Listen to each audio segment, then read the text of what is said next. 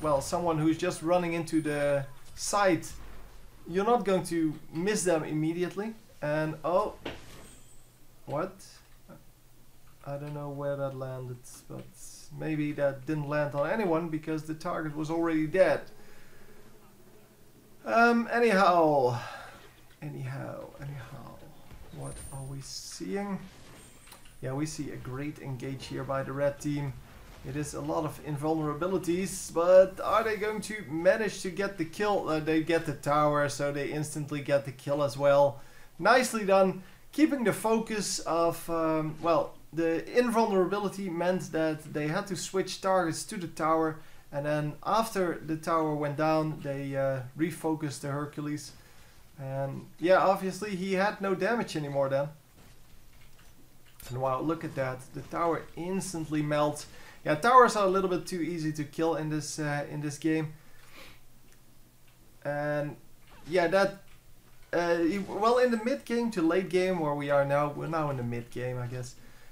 Yeah, it's okay. I mean, people are level 16, 15, 16, and yeah, sure, they can kill towers. It's not a problem then. But the problem is there when it is in the early game and people can just, well, one-shot the tower almost, or well, kill the tower with one minion wave. And that becomes a problem, well, especially in the early game, but also to prevent pushes in the late game or later game. Because if someone pushes, if for example, let's say Loki would push one of the lanes, Loki would not be a good example here, but let's take Loki anyway. And he pushes the left lane and nobody reacts to him immediately, he's going to take out 2 towers. And that of course is not what you want in your game normally. We have a lot of damage going off by everyone, but it is the blue team this time that comes out ahead. Unless the red team can make something out of this 2 versus 4. 3? 2 versus 3, yeah. But they can't. So, oh. Still, wow, that didn't kill him? Huh. I definitely thought he would have died there, but okay. So yeah, here you have the Neath doing exactly what I was just describing. She is going to take out this tower because nobody is paying attention to her for now. Thor is coming up now because they know, obviously this is a little bit higher level, so it's not like super low level. So they know that if you don't stop her instantly, she's going to take out this tower as well. Yes, with just one minion wave and with just one champion, you can easily take out a tower like that in the mid game. And that's kind of an oversight, I think, because yeah, these kind of one-man pushes, that's not what the game is supposed to be about, but that is what the game is about for some people. And let's see if Loki can make anything out of this, because, well, Loki hasn't really shown himself to be very effective yet. He is 3-1, but he has been farming most of the game. He is level 17, that kind of tells you how many minions he's had. Because most of the levels come from minions, not from the jungle. And who do we have here? Is that Kali? Yeah, that is Kali.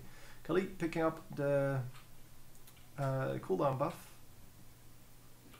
And we are... oh, they were checking the buff there. It's kind of nice. They have one of the weaves over here. And that gives them vision. Gives them vision over the minimap.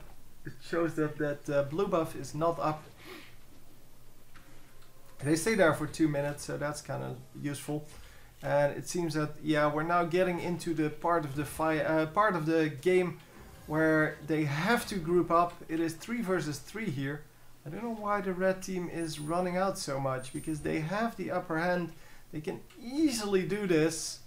They ran out in the beginning of the fight and now they run back in, and yeah, see, they can easily do this. And it is still, it was just 3 versus 3. It's not that anyone else came in. No, they just ran out well, in the beginning of the fight, and that was just unnecessary. So are we going to get the Gold Fury now? We do have a ward on it. So sure that the enemies cannot see what we're doing. Obviously the enemies are going to suspect that they're doing this, but And the moves is that's the Sobek. He is purchasing the wards, and there goes the gold. The gold from the Gold Fury all over the place. You can just pick it up and just be very rich.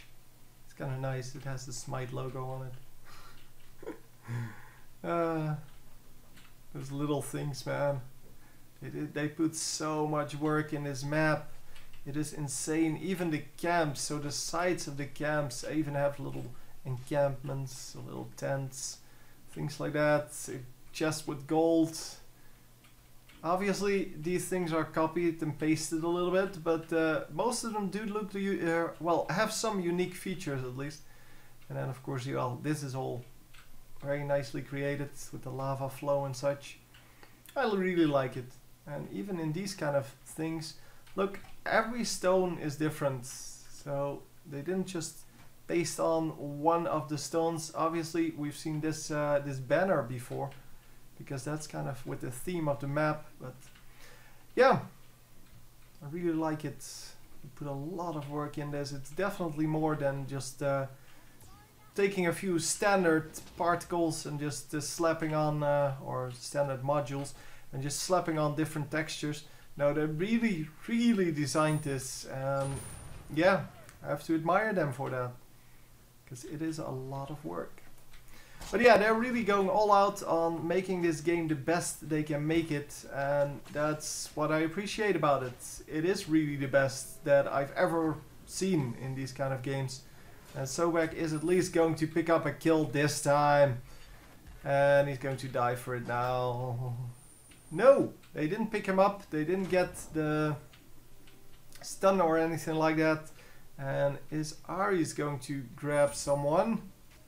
Ares might actually be able to grab someone.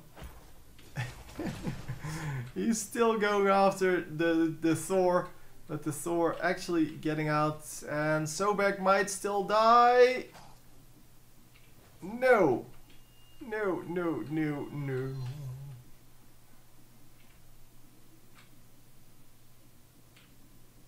Okay. Okay. Anyhow, we are over here then, pushing the lane. And yeah, one of the towers two of the towers, sorry, fell to just a push from Loki.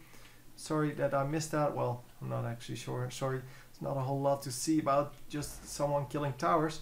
But yeah, I should have noticed that a little bit earlier. It's not really that important, but still. So the blue team is now pushing, and Sobek is still being super aggressive, even though he is 3 and 5 only. Okay, it's not the 1 and 7 from Anubis, so I guess there's that. But and the red team is ahead here in everything, so 3,000 gold ahead, and about 5 kills ahead. Not about 5 kills, exactly 5 kills. Anyhow, we are going to have to deal with that as the blue team, and well, we are equal in towers at least, so that's good, because towers are way more important normally than anything else. Ra is going to be fine, and we are going to fight in this mid lane. It is a 4 versus 2, and the red team just running out. Well, no, it's okay, it was only Neath who ran out. Now, Neath ran out because Neath is very fragile, as we saw right in the beginning of the game with that hit from... holy crap, that was a lot of damage.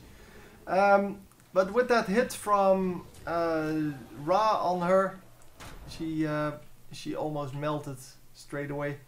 And is Loki going to be fine, or is he going to get killed? It's hard to keep track of it.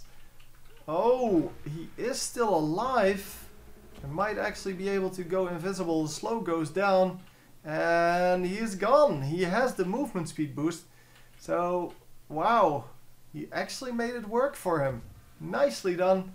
Is there anyone still chasing him? No, it seems not. Nicely done. Very nicely done. I must say I'm impressed by that play at least.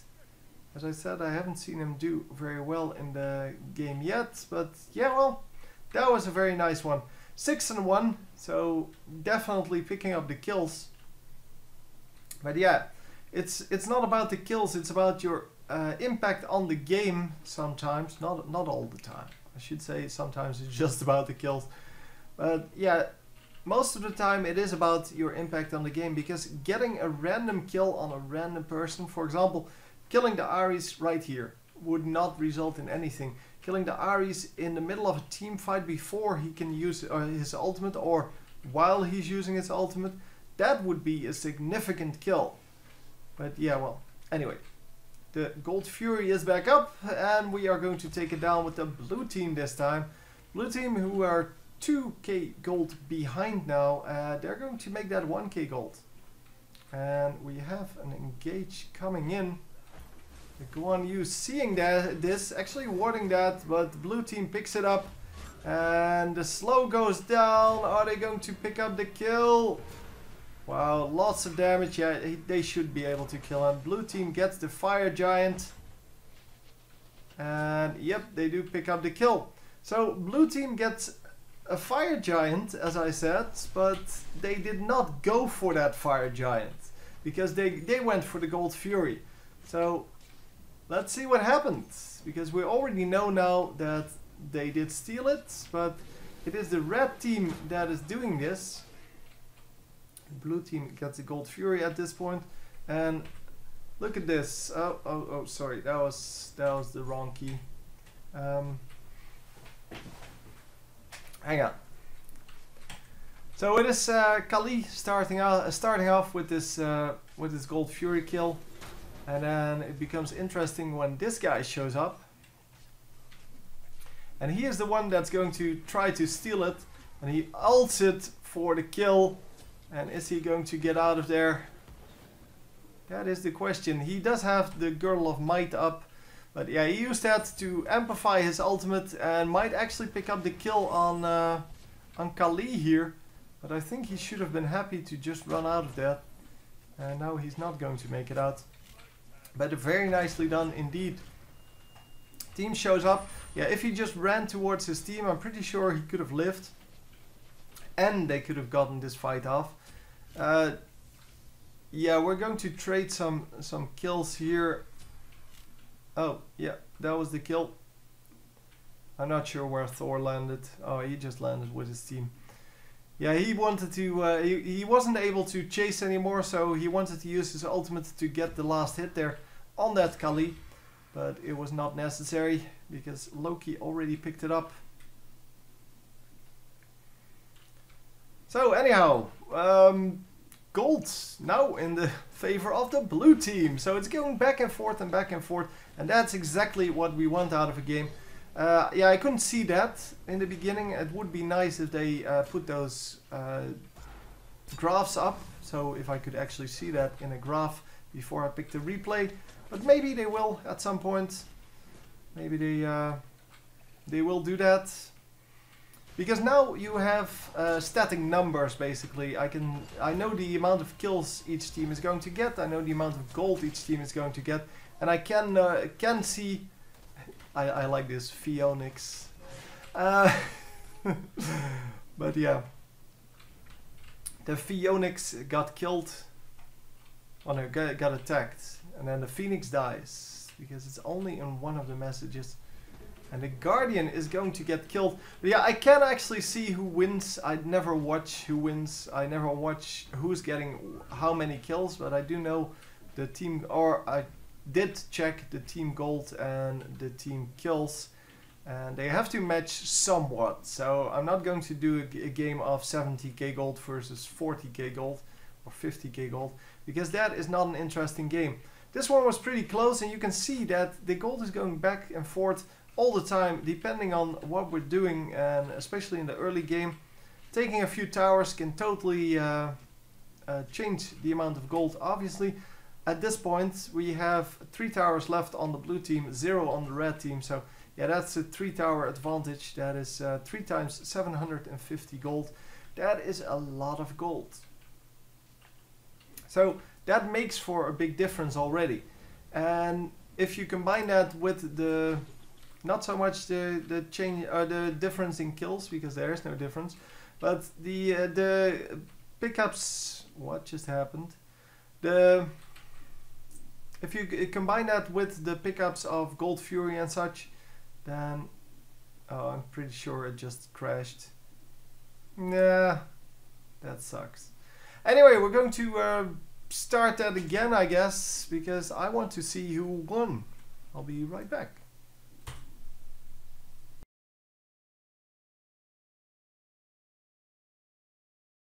Okay, we are back, and unfortunately it takes me about as long as well, it takes me, yeah, almost as long as the timer itself to get to this point, so 31 minutes.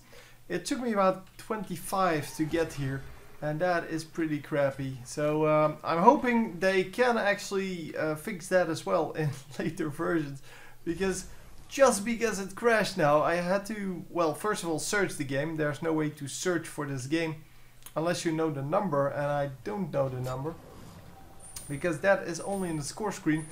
And yeah, so I had to search for one of the players, in this case the Loki player, and I had to search through all of his games until I found this one.